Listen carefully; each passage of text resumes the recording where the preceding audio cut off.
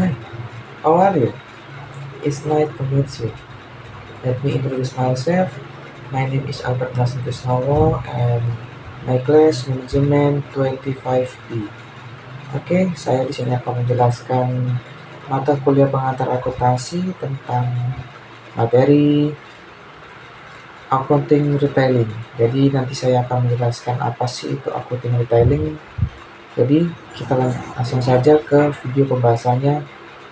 Let's go.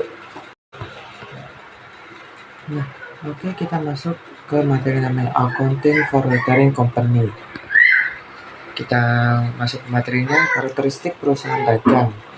Perusahaan yang membeli barang untuk dijual kembali tanpa mengubah bentuk atau memproses lebih lanjut.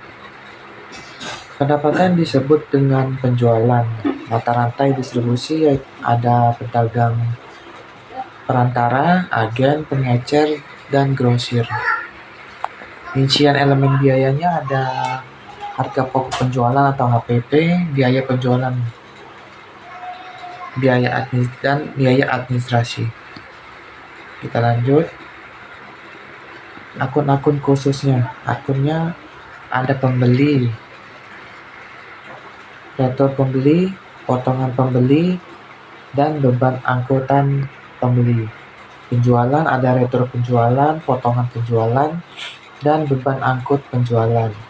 Persediaan barang-barang dan harga pokok penjualan. Syarat jual belinya, pembeli menanggung biaya pengirim barang dari gudang menjual ke gudang sendiri.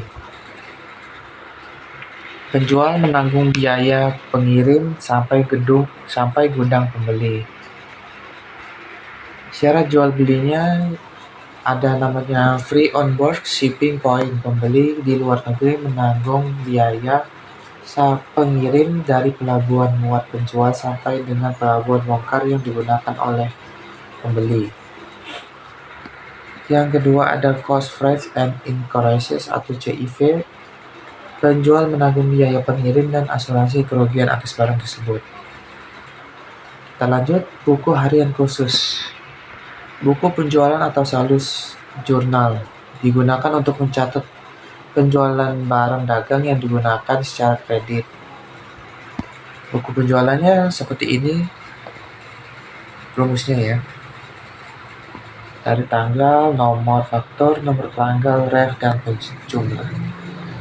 Dan buku harian khusus.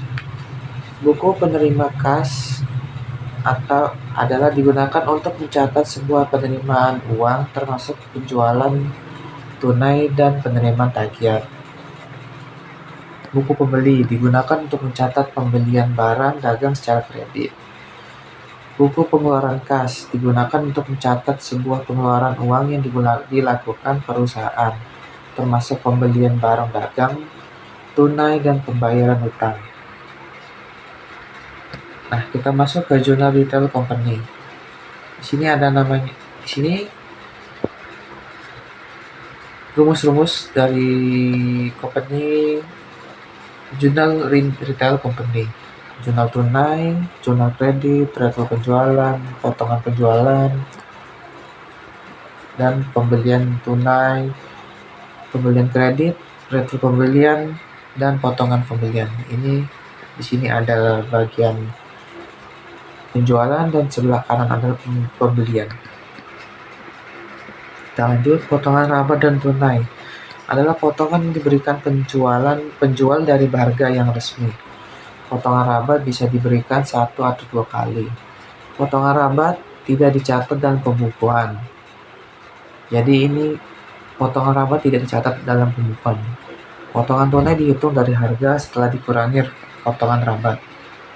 Contohnya, dijual barang dagang senilai 1 juta dengan potongan laba 5% dan 10% serta potongan tunai 5%. Maka perhitungannya seperti ini.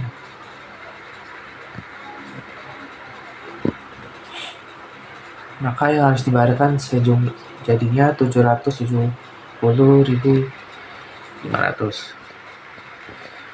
Harga pokok penjualan. Nah, ini kita masuk ke harga pokok penjualan. Dari rumusnya seperti ini ya. Bisa kalian lihat di sini. HPP atau harga pokok penjualan, persediaan awal ditambah pembelian bersih dikurangi persediaan akhir. Barang tersedia untuk dijual, persediaan awal ditambah pembelian bersih. Pembelian bersih HPP ditambah persediaan akhir dikurangi persediaan awal. Sedangkan persediaan awal ditambah persediaan bersih dikurangi HPP. Penyesuaian. Kita masuk ke penyesuaian. Ini adalah rumus penyesuaian nih. Bisa kalian lihat. Dan ini metode HPP-nya.